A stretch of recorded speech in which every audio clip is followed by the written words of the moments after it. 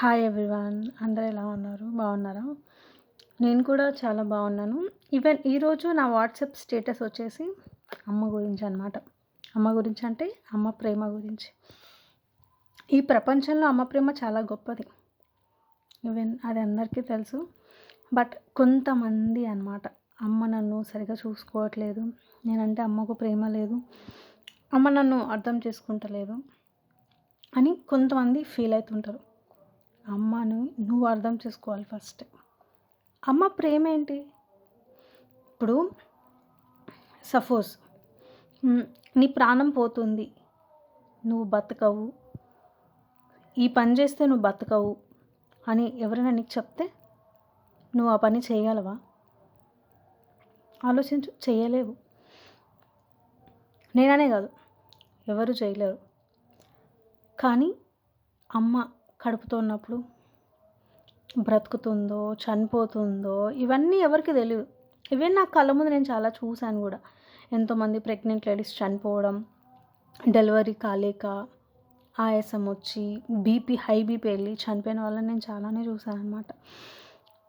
అలా ఉంటాయి అని తెలిసి కూడా అమ్మ మనకు జన్మనిచ్చిందంటే అది చాలా గ్రేట్. ఎందుకు నేను ఇందాక అన్నాను కదా, నీ ప్రాణం పోతుంది అన్నా కూడా నువ్వు సాహసించగలవా అంటే అంతే. మరి అమ్మకి ఏమైనా అవుతుందో అవ్వదో అని ఆలోచించదు. మనకు జన్మనివ్వడానికి తను ఎన్నో. సపోజ్ చిన్న ఎగ్జాంపుల్, నీ చేతిలో ఒక బరువు పెట్టి ఒక రోజంతా నువ్వు ఇది మొయ్యి అంటే నువ్వు మొయ్యగలవా? కానీ అమ్మ 9 నెలలు 10 నెలలు కూడా మనల్ని మోస్తుంది.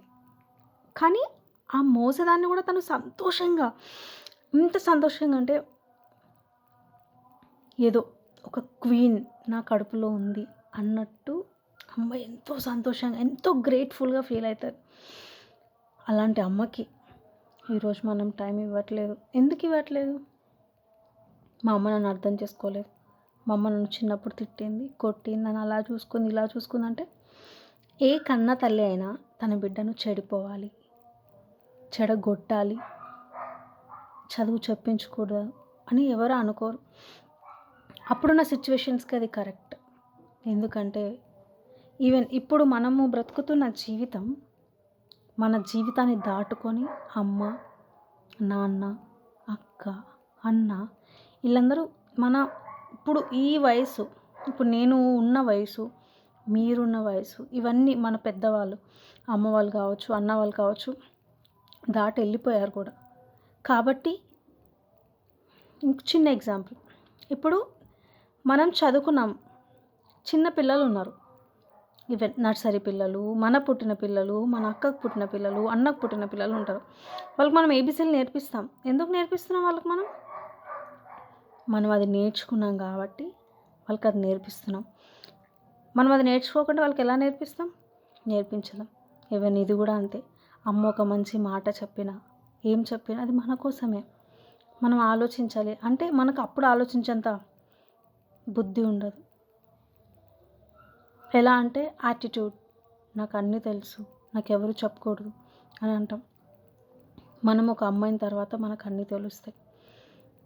కాబట్టి అమ్మని చాలా ఇంపార్టెన్స్ ఇవ్వాలి. మనమే అమ్మను వద్దనుకుంటే ఇంకెవరు కావాలనుకుంటారు? కడుపున పుట్టిన బిడ్డవు నువ్వే కాదనుకుంటే ఎవరు వద్దని ఆలోచించండి ఒకసారి. అదే అమ్మ మనకి ఇప్పుడున్న జనరేషన్లో అమ్మలకి ఒక్కరోజు అన్నం పెట్టడానికి బాగానే ఉంటుంది. ఒకరోజు, కొన్ని రోజులు మన దగ్గర ఉంటే ఏం పని చేయట్లేదు, చెయ్యాలి అని వచ్చిన వాళ్ళు పెత్తనాలు చేస్తారు.